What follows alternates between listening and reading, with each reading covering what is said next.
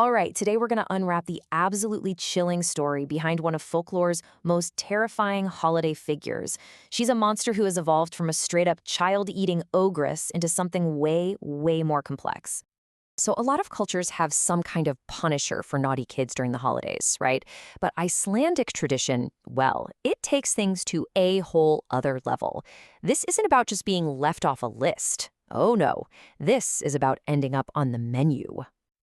Okay, so first things first, let's meet the monster at the heart of this legend, Grýla, the monstrous matriarch of the Icelandic Yuletide. And her purpose? It's terrifyingly simple.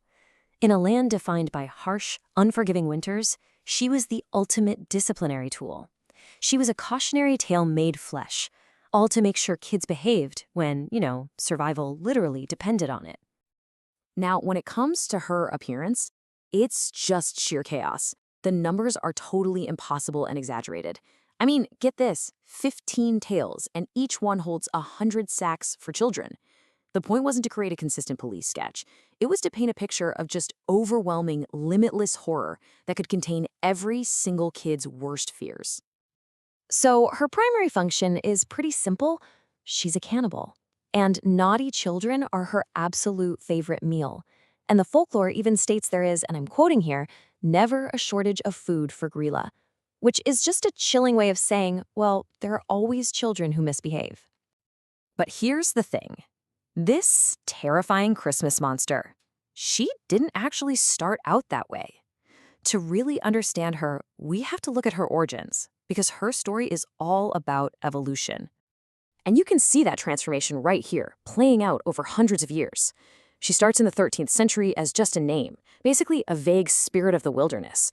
It's not until the 17th century that poems specifically link her to Christmas, turning her into this tool for social control. But then, society changes again, and by the 18th century, a public decree comes out that basically forces the legend to adapt, or just die out. Now, Grýla was never a lone threat. Oh no, she was the matriarch of a monstrous family that worked together as a complete system of punishment and control. And this family structure wasn't just a random collection of monsters, it was a comprehensive system. You had Grýla, who enforced moral discipline, her lazy husband, Lepu Ludi, who kinda just stayed home. And then there was the Yule Cat, who enforced economic discipline. Think about it. If you didn't finish your year's weaving and get new clothes, you were seen as unproductive, and you got eaten. It covered every angle of life. And if Grýla was the ultimate final threat, her 13 sons were the daily nuisance.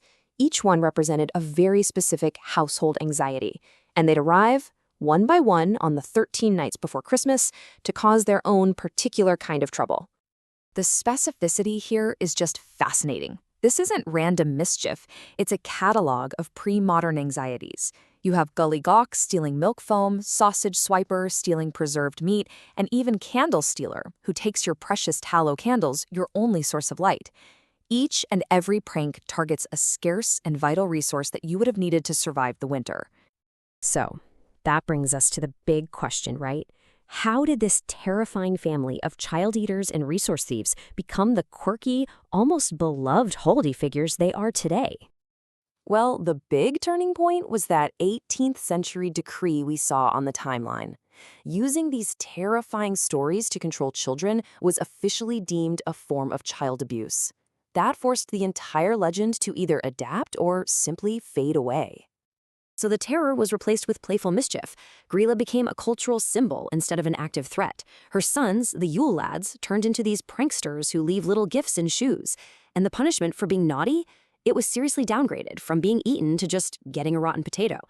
This way, Iceland got to preserve its unique folklore without traumatizing its children. But her evolution didn't stop there. It actually reached what might be its most interesting peak just recently when her story was completely reframed for a global audience in a massive video game. The 2022 game God of War Ragnarok didn't just include Grýla, it completely reimagined her entire motivation. She went from being this symbol of pure evil to a truly tragic figure who's just consumed by loss. In the game, her granddaughter Angrboda gives this really powerful perspective. This version of Grýla is one of the last giants, a Jotun, who's been driven mad by the grief and loneliness of seeing her entire race wiped out. She's not evil, she's broken. And this is just a brilliant reinterpretation of the myth. The central element of her horror, the cauldron, is still there, but it's no longer for cannibalism. Now she uses it to steal the souls of animals just so she can escape her own immense pain. It's a horror born from tragedy, not malice. So what does Grýla's incredible journey from a medieval troll name to a tragic video game character tell us about the nature of myth itself?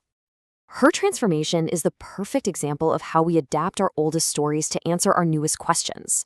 Her purpose shifted from enforcing obedience in a world where survival was everything to exploring themes of grief, trauma, and empathy in our modern world.